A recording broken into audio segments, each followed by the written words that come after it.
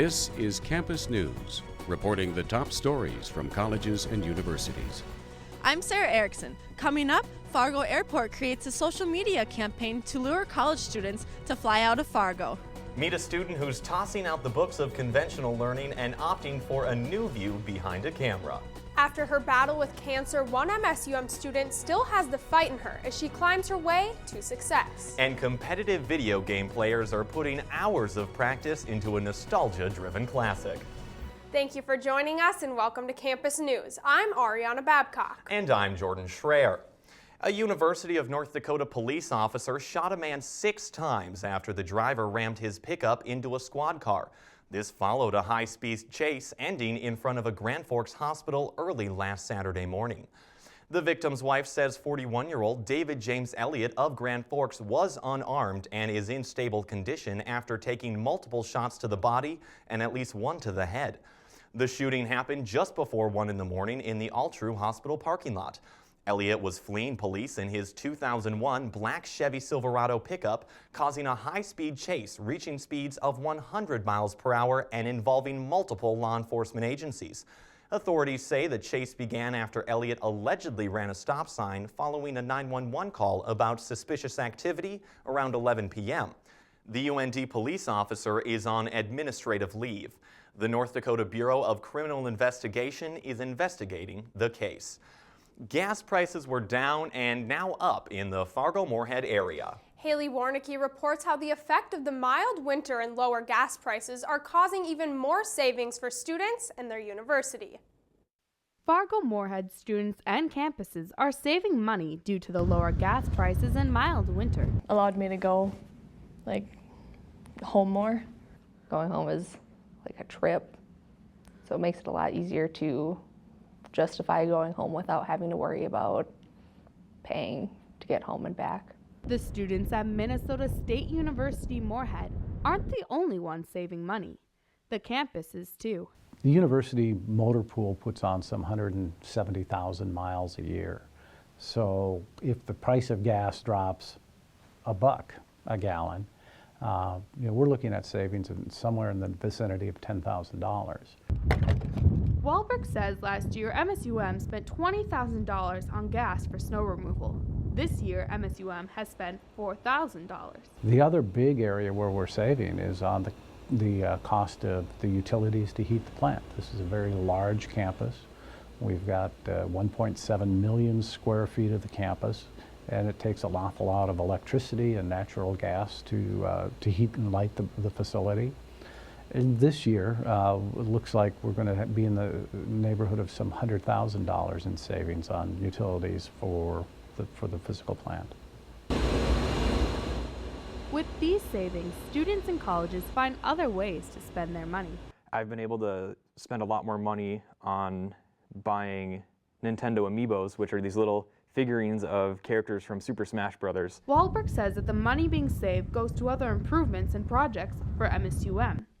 A part of last year's saving went to advertising the Dragon Pride logo on matte buses. With photographer Louis Johnson, Haley Warnicki, Campus News. MSUM has saved $10,000 without having to hire outside companies to remove snow. Minnesota state-run college system is investigating accusations of 2 campus presidents plagiarizing their doctoral dissertations. Former MSU adjunct instructor Nicole Helgett accuses South Central College President Annette Parker and Minnesota State College Southeast Technical President Dorothy Duran of plagiarizing others' work. After comparing the dissertations and documents, Helgett believes there is no doubt that the dissertations were plagiarized on purpose. MSU trustees say academic dishonesty is a huge concern and will act if the accusations are proven true. Representatives for both presidents have denied the accusations. MSUM's President Ann Blackhurst may have a busy schedule, but she makes it a priority to share the importance of women's empowerment with students. Blackhurst spoke about how she uses her hobby of running to empower herself both physically and mentally. She was invited by the Women and Gender Studies program to give the speech to the university students. Blackhurst says this gave her an opportunity to share her experiences in hopes of helping others. I believe strongly in encouraging other women to do things that make them feel strong and powerful, and especially young women. I knew there would be many young women in the audience today, and if there's some way that my experience can be helpful to them, then I want to try to share that with them. Blackhurst plans on running the Boston Marathon in April. Many college students revel in the joy of not paying the full cost of tuition. At MSUM, one fundraiser is making this a reality for students. The Founders Gala is designed to help raise funds for the Founders Scholarship. The gala included an auction, a live band performance, as well as a wine raffle. Each year, the scholarship is awarded to students who have endured some hardship. People coming from very modest means that may have had some hardships in life. Organizers hope the night's events bring in even more funds for next year's scholarship recipients. 12 students were awarded the Founders Scholarship this year. For one of the recipients, her path to success held a great obstacle, one that she has overcome. Reporter Andy Weston has more on this student's battle. I am thoroughly honored to be standing up in front of you tonight as a recipient of the Founders Scholarship. Rebecca Garvey is one of 12 students awarded the Founders Scholarship, which is reserved for students who have shown they are hard workers and will leave MSUM with a brighter future. And Garvey is well aware of the hard work required. I was really happy that I got the scholarship. I knew I had, put a lot of work into the scholarship and had done a lot of work prior. Coming from a small town in Wisconsin where she was involved in everything from 4-H to singing, Rebecca played hard and worked harder. This determination was instrumental when she received troubling news about her health. We got the, prognosis that it was Hodgkin's lymphoma. After finding out that she had cancer in 2010, Garvey refused to let the diagnosis dampen her resolve. I was very adamant that cancer wasn't going to ever stop me. Along with her fighting spirit came the support of both her family and the community around her. Balsam Lake, Wisconsin was just amazing. The people that you don't even realize know who you are. With her battle against cancer won, Rebecca is setting her sights on her lifelong dream of entering the music industry. She can be found most days working hard towards her goal.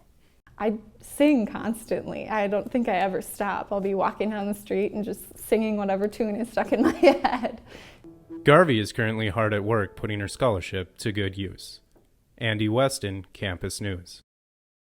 Each scholarship recipient received $2,500. Students facing discrimination at one college may have finally won their battle. The University of Massachusetts Amherst banned Iranian citizens from some programs based on its interpretation of a 2012 law. The law restricts Iranian citizens from studying science and engineering programs. The school reversed the policy after protests from students and faculty. The policy change now allows the students into the programs provided they don't work against the sanctions intended to curb Iran's nuclear ambitions. Most college students fill their days with book reading and note-taking. Reporter Tyrell Philly tells us how an MSUM senior doesn't follow that script. He follows a script he's writing himself. It's lights, camera, action. For this MSU Moorhead student, Naoya Uchida is a senior majoring in film production and minoring in photojournalism. After I finish everything, I feel so much accomplishment. The senior was drawn to MSUM by the film program.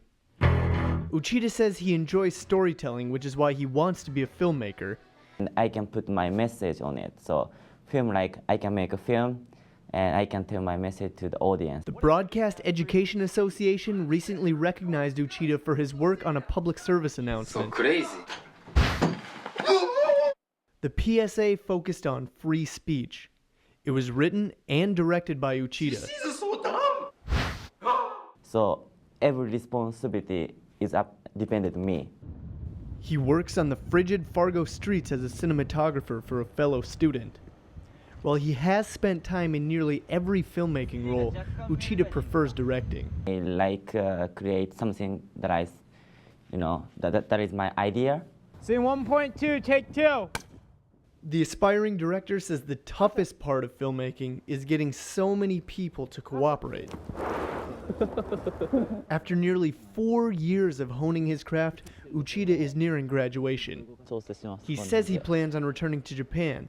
It's there he would like to enter the film industry. Uchida says he knows it won't be easy, but with time expects success. With enough hard work, he just might make the cut. With photographer Nikki Nowen, Tyrell Philly, Campus News. His senior project will be shown to the public in May. While some students have failed out of college trying to make up answers on the go, one group of comedians has made a career out of it. The Upright Citizens Brigade Theater Company had students laughing their way through a 90-minute improvisational show. The 4 actors and actresses from New York City and Los Angeles have no lines planned or characters assigned when they start the performance. So just be careful while you're in here, all right? You have this image that you come hang out in here. I still put my foot up on this giant M&M character statue. That's the yellow M&M. That's the yellow M&M. He could go at any time. He's the dumb one. Amy Poehler was a co-founder of the Upright Citizens Brigade Theater Tour Company. Students say this event was a great way to relieve stress. It's a fun improv comedy show, and I know we're in the midst of midterms right now, so it's kind of a way to have some fun and just get away from the books for a while. The improvisational comedy group has included cast members from 30 Rock, Saturday Night Live, and The Office. For most students, spring break means white sand, hot sun, and no exams. Reporter Sarah Erickson talked to Fargo Airport officials about how they're using a social media campaign to attract college students to high temperatures with low prices. Welcome to Hector International Airport. The airport doesn't seem busy now, but in a couple of weeks it will be flooded with spring breakers. The idea of the campaign was to bring awareness to college students in the area that Fargo Airport is a great location to fly out from. We do have these cheaper flights for you. We have these great locations, and these locations have these great attractions. Executive Director at Hector says traditional marketing strategies wouldn't attract college students, so they found a new way. We migrated into Facebook, Twitter, and now Instagram as well to try and reach out to that new generation of travelers. To make it easier for college students, they created a basic travel guide for the most popular destinations like Cancun, Las Vegas, and Daytona Beach. We know that college students, they're always working very hard. They put in a lot of hours, and it's that time of the year where they're getting burnt out, and they need that break. Most college students are on a tight budget, but the flights that are being promoted are $400 or less, and that makes some MSUM students eager to pack up and leave for warmer weather. I'm so excited. It is way too cold up here to be here. Get some friends together, go somewhere warm for spring break. That'd be pretty fun. Spring break is coming up fast, and some students can't wait to pack their bags, hop on the plane, and soak up some sun, even if it is only for a week. With photographer Darby Fike, Sarah Erickson, Campus News. If you like the Fargo Airport's Facebook page or follow them on Twitter, your name will be entered to win a 4-piece luggage set. A recent survey shows Republican millennials, or people born between 1981 and 1996, support recreational marijuana use almost as much as their Democratic peers. The poll, conducted by Pew Research Center, asked Republicans and Democrats born anytime between 1928 and 1996 whether or not they support the use of marijuana. They found 63% of Republican millennials feel the use of marijuana should be legal. Support among Democratic millennials was even higher at 77%. Carved wood, frame paintings, and detailed sculptures are drawing audiences of all ages to MSUM. A crowd of over 200 people came to witness the opening reception of the Bachelor of Fine Arts exhibition at MSUM. The art gallery was filled with their families, friends, and professors of 8 students. The exhibition is a requirement for seniors in the School of Visual Arts. It gives the students the opportunity to have their final projects on display before they graduate. For one student, the chance to showcase her art was the highlight of her day. It is a great opportunity that MSUM gives us this gallery space and an opportunity to show our stuff and have people come and really experience what it's like to be a gallery artist. The BFA exhibition runs until Thursday, March 12th. It is open to the public and is located in the Center for the Arts at MSUM. College students rely on technology for just about everything these days, from looking up information for a test, ordering food, and even finding their latest hookups. The Catch is a female-centered app that has a new process when it comes to matches that boasts quality, not quantity. It works by women initiating dates who invite men to compete in a round of questioning. Then the ladies pick what questions to ask and narrow the pool by selecting their favorite answers. After 3 rounds, the winner is revealed. From there, the new pair can decide whether or not they want to go on a date. Sharing, posting, and tweeting are normal in the everyday lives of college students, but what's being shared on social media could be telling more than users think. Researchers are finding ways to connect the way tweets are shared on Twitter to the risk of heart disease. The University of Pennsylvania and other schools are tracing the location and analyzing the language used in the tweet to see what emotions they're expressing. Research shows tweets expressing anger, hostility, and aggression are able to predict heart disease better than 10 other leading indicators, including smoking, obesity, and hypertension. A $265,000 workforce grant from the North Dakota Department of Commerce will develop the welding program at North Dakota State College of Science. The grant is designated to the school's robotic welding program. Workforce enhancement grants go toward helping colleges meet the needs of private sector employers. The grant money may only be used for training, development, recruiting, and certifying instructors. All projects require a dollar-for-dollar match of the state's money by private entities. NDSU researchers may be changing the way we recycle plastics through something we use every day, a water bottle. Betsy Harmson reports how it all comes down to the environment and bioplastics. At least 50 million plastic bottles are thrown away each day in the United States.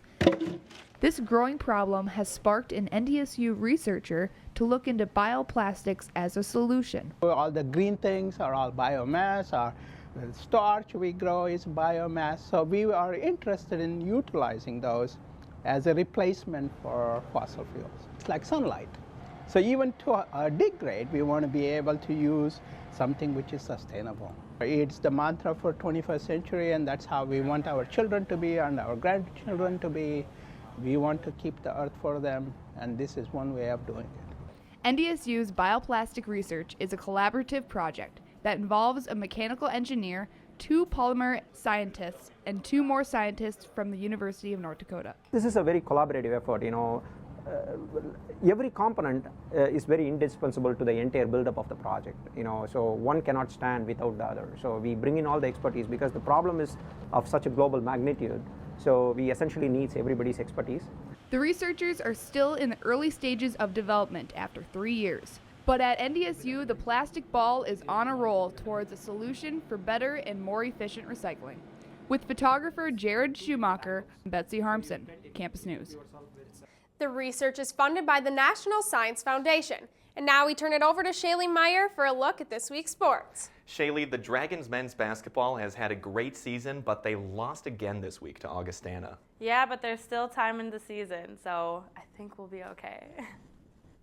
MSUM men's basketball is still holding their spot in the National Association for Basketball Coaches Division II rankings.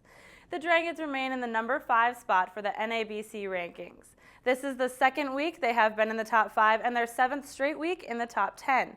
They beat Minnesota State Mankato on Monday night 81-80 as part of the NSIC tournament. They lost against Augustana on Tuesday 82-98. MSUM will most likely be seated second behind Augustana in the Central Region tournament. One Minnesota State University Moorhead women's basketball player made big strides this season, accomplishing something she's never done before. Patrick Herbert has more on her successful season. The Dragon women have been hard at work this season. One key piece of the women's program is lone senior Megan Rorick. Rorick was recently named to the NSIC All-Conference First Team and leads the Dragons in scoring with 18.1 points per game. Rorick credits her success and lessons learned on the court to her coaches and team. I think my teammates and my coaches just have kept me driven and be a leader, be able to communicate with others, be able to be a teammate, be a friend. For Rorick, the people she shares the court with are more than just teammates. we're basically like best friends. Like I literally don't know what I'd do without my teammates, and I think that's made us like a better team because we have that relationship on and off the court. Even though her career at MSUM will come to an end this season, Rorick will never say goodbye to the sport. Basketball has been my life since I can even remember, so I guess like walking away from it is going to be really hard, not having basketball in my life, but I'll always be able to be around it. For Rorick, basketball is more than just a game. It's been a way of life. With photographer Tommy Thompson, Patrick Herbert, Campus News Sports. The women's basketball team ended their season losing to Wayne State in the NSIC tournament 59-81. The hard work of 3 MSU Moorhead divers has paid off. MSUM divers Amanda Grosvenor, Emily Pascavas, and Jana Hedstrom have made it to the NCAA championship pre-qualifying round. Grosvenor and Pascavas will be competing in the pre-qualifying round, while Hedstrom will not be competing due to having her appendix recently removed. The competition will host 32 female divers. 22 of them will move on to the national diving competition. Each diver will do 6 dives on the 1 meter and 6 dives on the 3 meter. The top 8 divers will also be considered All-Americans. The pre-qualifying finals are scheduled for March 12th and 14th in Indianapolis, Indiana. NDSU Bison Wrestling is ranked 20th for the 3rd straight year.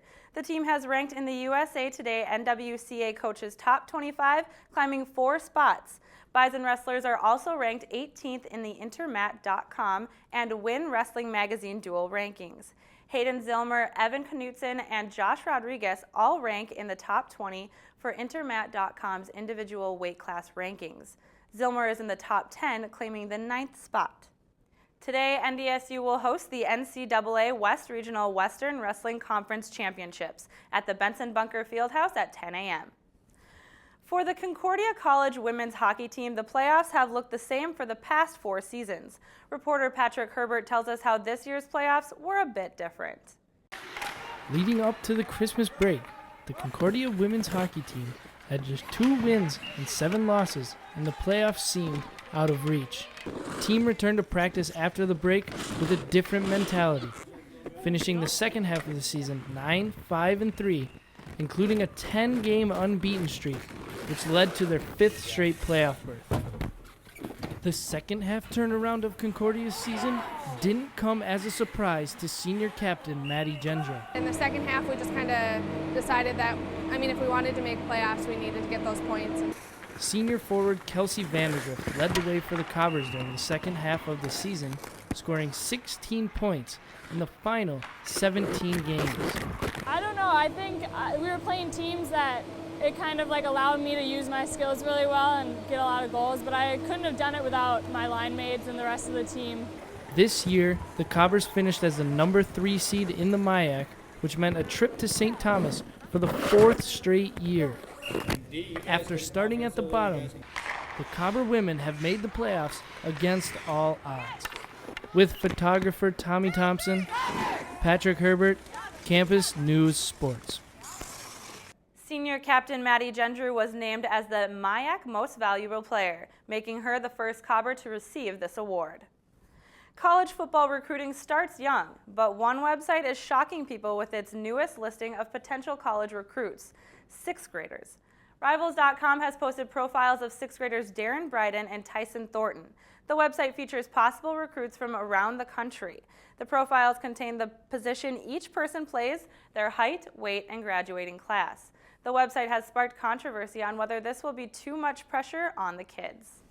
Shaylee, I remember back in 6th grade, I don't even think I hit puberty then. Yeah, I think one of these kids has, because I think he's bigger than I am, so. Wow, well, good for these kids. What can we say? Thanks, Shaylee. Students at MSUM are ditching the flat-screen TVs and online gaming for a throwback. Reporter Nick Broadway tells us how college campuses locally and around the nation have been competitively playing a 90s video game.